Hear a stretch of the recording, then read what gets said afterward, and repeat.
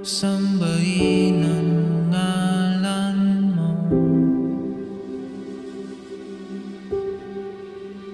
para mabuhay habang buhay sa puso't isipan mo. Sino pa